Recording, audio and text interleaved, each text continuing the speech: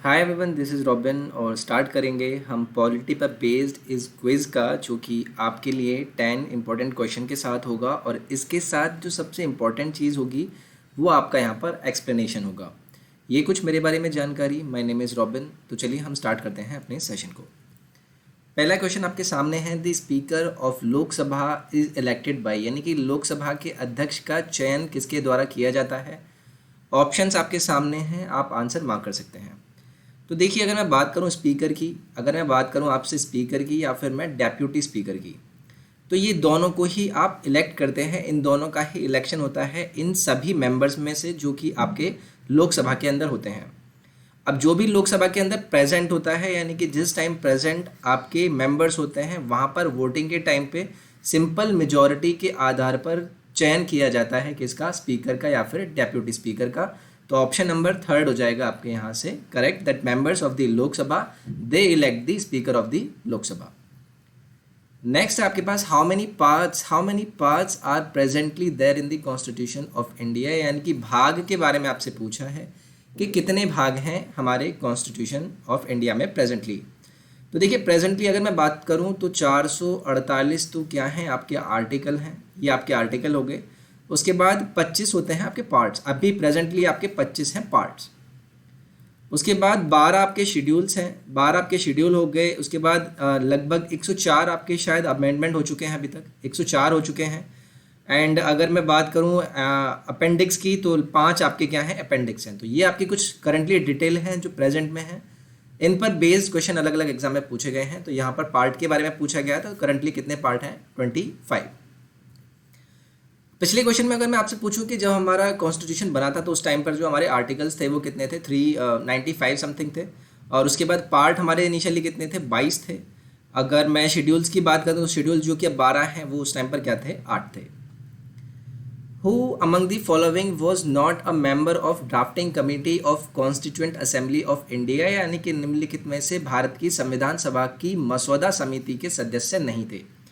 तो अगर आपको इस क्वेश्चन का आंसर करना है तो आपको ड्राफ्टिंग कमेटी के मेंबर्स के बारे में पता होना चाहिए। ऑब्वियसली जो उसके अंदर नहीं होगा आप उसको आंसर कर देंगे। तो सबसे पहले मैं बात करूंगा आपसे डॉक्टर भीमराव अंबेडकर की, ये थे इसके आपके पहले मेंबर। सेकंड नंबर कौन थे, के एम मुंशी भी थे, के एम मुंशी हो गए आपके सेकंड मेंबर। थर्ड पे आ गए आपके मोहम्मद सदुल्ला आपके थर्ड हो गए। फोर्थ कौन थे, I think N Gopal Swami थे, एन गोपाल स्वामी ये आपके फोर्थ थे। फिफ्थ की बात करूं तो अलादी कृष्णा स्वामी अय्यर, ये आपके फिफ्थ थे। और सिक्स्थ की बात करूं तो ये थे आपके डीपी खैतान। तो ये आपके 6 मेंबर थे जो कि ड्राफ्टिंग कमेटी में थे कॉन्स्टिट्यूएंट असेंबली के। तो यहाँ पर इस आंसर में आपका कौन सा आंसर हो जाएगा, सच्चिदानंद सिन्हा, ये आपके मेंबर नहीं थे जो कि आपके क्वेश्चन में पूछा गया था। नेक्स्ट है, the word secular was added to preamble of constitution of India by which constitutional amendment. तो देखिए, आसान क्वेश्चन है। कुछ 3 वर्ड्स आपके ऐड किए गए थे 42nd अमेंडमेंट में, 42nd अमेंडमेंट में। और ये अमेंडमेंट जो आया था ये आया था आपका 1976 में। अब कौन कौन से वर्ड्स थे, एक तो आपका सोशलिस्ट ऐड किया गया था, सोशलिस्ट हो गया आपका, सेक्युलर ऐड किया गया था, एंड आपका इंटीग्रिटी ऐड किया गया था। तो ये 3 वर्ड को इस अमेंडमेंट के थ्रू हमारे संविधान के प्रियम्बल में ऐड किया गया था। नेक्स्ट है, which article is known as a safeguard against self incrimination, यानी कि कौन सा अनुच्छेद स्वयं अभियोग के खिलाफ सुरक्षा के रूप में जाना जाता है। तो अगर इस क्वेश्चन की बात करूं, अब पहली चीज़ तो आप बोलेंगे कि यार कि इंक्रिमिनेशन क्या होता है। इंक्रिमिनेशन का बेसिकली अर्थ होता है अगर आप किसी को दोषी ठहराते हैं। तो अगर आप किसी को उसको दोषी ठहराने से सेफ गार्ड करने की बात करते हैं तो कौन से आर्टिकल के अंदर आता है, ये आपसे क्वेश्चन में पूछा गया। तो इसका आंसर होगा आपका आर्टिकल नंबर 20। अब मैं आर्टिकल 20 की बात करूंगा जिसके अंदर आपसे मैं बोलता हूं प्रोटेक्शन ऑफ लाइफ की।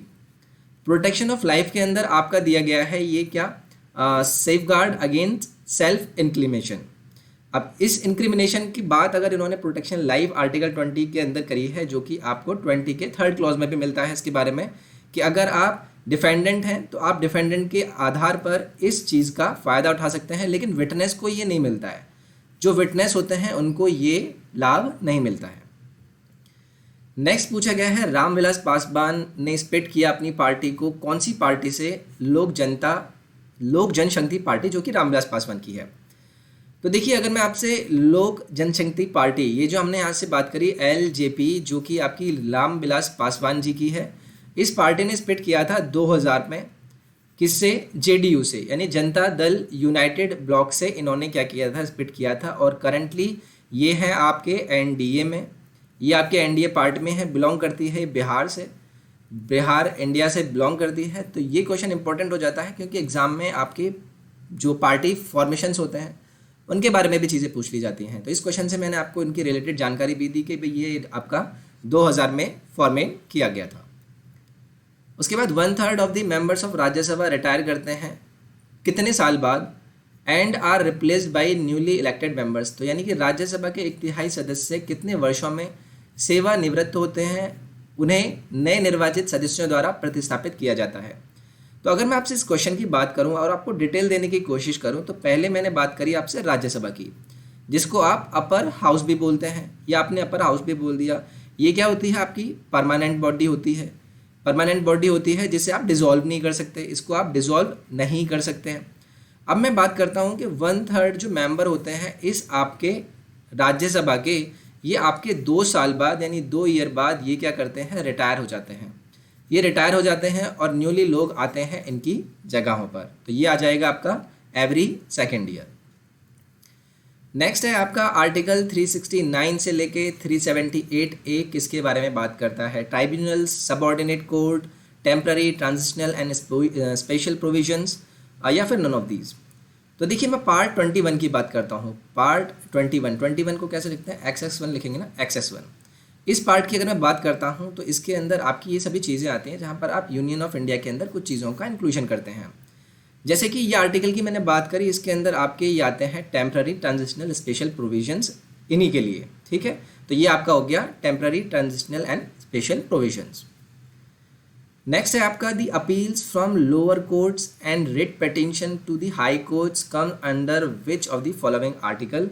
बहुत ही इंपॉर्टेंट क्वेश्चन है। क्वेश्चन के बारे में आपको क्लियर हो गया होगा कभी वो कौन सा आर्टिकल है जहां पर आप लोअर कोर्ट से रेट्स अपील करते हैं या फिर आप रिट पिटीशन डालते हैं हाई कोर्ट में। तो ये आते हैं आपके आर्टिकल 226 के अंदर।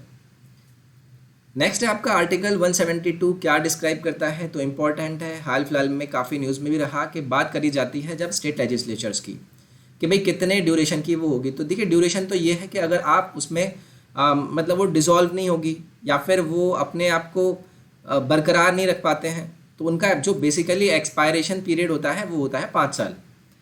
अगर इस 5 साल तक वो टिके रहते हैं तो टिके रहते हैं, अदरवाइज अगर वो डिज़ोल्व हो जाती है बीच में तो कुछ कहना ही नहीं। तो यहाँ पर ड्यूरेशन स्टेट लेजिस्लेचर की डील करता है कौन? आर्टिकल 172।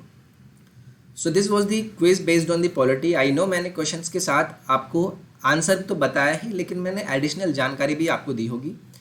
आई होप आपको पसंद आया होगा। पसंद आया तो please do like it, share करें अपने फ्रेंड्स के साथ, सब्सक्राइब करें चैनल को, टेलीग्राम और इंस्टाग्राम को ज़रूर फॉलो करें, Unacademy SSC and Unacademy SSC exam के टेलीग्राम को। नेक्स्ट पार्ट में मिलता हूँ आपके साथ कुछ और क्वेश्चंस के साथ। अपना ख्याल रखिए, take care, bye bye, thank you.